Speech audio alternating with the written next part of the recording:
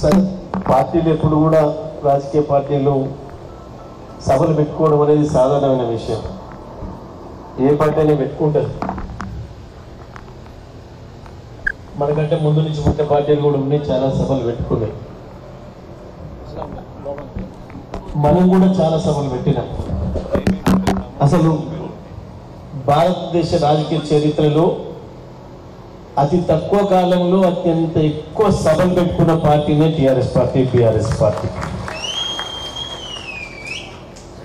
అవసరం అనుకున్న ప్రతి సందర్భంలో ప్రజా సమీకరణ ద్వారానే, సభల ద్వారానే తెలంగాణ ఎక్కడ ఉందో చూపించినాం.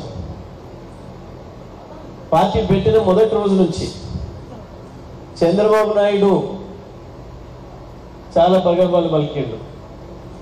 ఇది మగల పుట్టింది పువ్వుల ఉంటుంది, ఈ పార్టీ ఆడి ఉంటుంది అని. అప్పటిదానిక స్థానిక సంస్థలు పెట్టను అని చెప్పి కుట్ర చేసి వాయిదా వేసుకున్న చంద్రబాబు, కేసీఆర్ బయటకు వచ్చి గులాబీ జెండా ఎగిరేయంగానే దీన్ని పురిట్లోనే నలిపేయాలి అని చెప్పి స్థానిక సంస్థలు ఎన్నికలు పెడితే వీళ్ళు ఎట్లా గెలవరు, పోటీ చేయడానికి కేసీఆర్కి అభ్యర్థులు దొరకరు, ఇక లేదు అయిపోయింది అనిపిస్తా అని చెప్పి ఒక కుట్రతోని స్థానిక సంస్థలు ఎన్నికలు పెట్టండి. అది పెట్టేది హైదరాబాద్ పెట్టండి. ముందు నెల కూడా గడవలే మనం పార్టీ పెట్టి. హైదరాబాద్లో సహజంగానే అప్పటికి ఇంకా తెలంగాణ వాదం అంటుకోలేదు. తెలంగాణ వాదం మొదలైంది ప్రధానంగా నీళ్లు, నిధులు, నియామకాలు అనే ట్యాగ్ లైన్తో.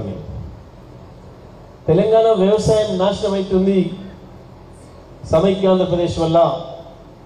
కృష్ణా గోదావరి జలాల్లో మన నీళ్లు మనకి ఇస్తలేరు, మన పేరు మీద పైసలు తీసుకొచ్చి మొత్తం కట్టిన ప్రాజెక్టులతో ఆంధ్రకి ఇస్తున్నారు, మనకు రావాల్సిన కరెంటు కూడా మనకి ఇవ్వకుండా అటే తీసుకుపోతున్నారు, మనకు ఎండ పెడుతున్నారు, వ్యవసాయం నాశనం అవుతుంది. తెలంగాణ ప్రాంతంలో పరిశ్రమలు కూడా లేకుండా పోయే పరిస్థితి తీసుకొచ్చిండ్రు. పనులు దొరకక ప్రజలు ఊర్ల నుంచి వలసలు పోయే పరిస్థితి సృష్టించిండ్రు. కాబట్టి తెలంగాణ గ్రామీణ ప్రాంతం అంతా తిరుగుబాటుకు సిద్ధమైంది. ఇంకా అప్పటికి హైదరాబాద్కి ఇంకా కొద్దిగా చేరుకోలేదు. అక్కడ పెట్టి ఎన్నికలు పెట్టి అగో చూడు ఏం లేదు ఇక్కడ కేసీఆర్ పెట్టినా తెలంగాణ ఉద్యమం లేదు, తెలంగాణ అడుగుతలేరు ప్రజలు అని చెప్పి ఒక మోసపూరితమైన ప్రయత్నం చేసింది. కానీ ఆగలే కేసీఆర్. ఒకటే ఒక్క సభ, మొదటి వార్షికోత్సవం సభ నల్లగొండలో పెడితే లక్షలాది ప్రజలు వచ్చి చంద్రబాబు చెంప మీద కొట్టి ఇక్కడ ఉంది చూడు బిడ్డ తెలంగాణ, మీ కృష్ణ పక్కనే ఉంది తెలంగాణ ఉద్యమం అంటే ఏందో అని చెప్పి చూపించింది నల్గొండ జిల్లా ఉద్యమం, నల్గొండ జిల్లా టీఆర్ఎస్ పార్టీ అన్నాడు. ఆ రకంగా అనేక సభలు ఒకటి తర్వాత ఒకటి చివరికి సోనియా గాంధీ తెలంగాణ ఇస్తా రమ్మని చెప్పి ఢిల్లీలో 53 రోజులు కేసీఆర్ నుంచి ఈ రోజు రాత్రి నిర్ణయం అయిపోయింది, రేపు పొద్దున సోనియా గాంధీ నుంచి పిలుపు వస్తుంది అని చెప్పి పొద్దున ముఖం సాటేసి మళ్ళీ ఆంధ్రోలు పోయి ముడుపులు ఇయ్యంగానే ముఖం చాటేసి తెలంగాణ ఇయ్యలేము అని చెప్పి పంపించారు. ఆ టైంలో కాంగ్రెస్ తెలుగుదేశం ఇద్దరు కలిసి ప్రతిసారి కలిసే ఉన్నారు. ఎప్పుడు తెలంగాణను వ్యతిరేకించాలన్నా, తెలంగాణ వాదాన్ని దెబ్బతీయాలన్నా చంద్రబాబు రాజశేఖర్ రెడ్డి, చంద్రబాబు రోషయ్య, చంద్రబాబు కిరణ్ కుమార్ రెడ్డిలు ఎప్పుడైనా కలిసి పనిచేసిండ్రు.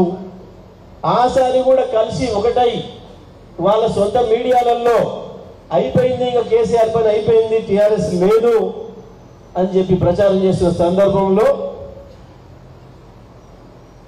సూర్యాపేట తెలంగాణ ఎక్కడుందో చూపిస్తా, నీకు తెలంగాణ వాదం ఎట్లా ఉంటుందో చూపిస్తా అని చెప్పి అక్కడిక్కడ కాదు నీ ఆంధ్ర పక్కనే నీ పక్కనలో బల్లెంలాగా ఉంటుంది అని చెప్పి సూర్యాపేటలో అద్భుతమైన సభను పెట్టి 2012లో మొత్తం మళ్ళీ అందరి దిమ్మ తిరిగేటట్టుగా చేసి చూపించింది తెలంగాణ వారు. ఆ రకంగా అనేక సభలు పెట్టినాం.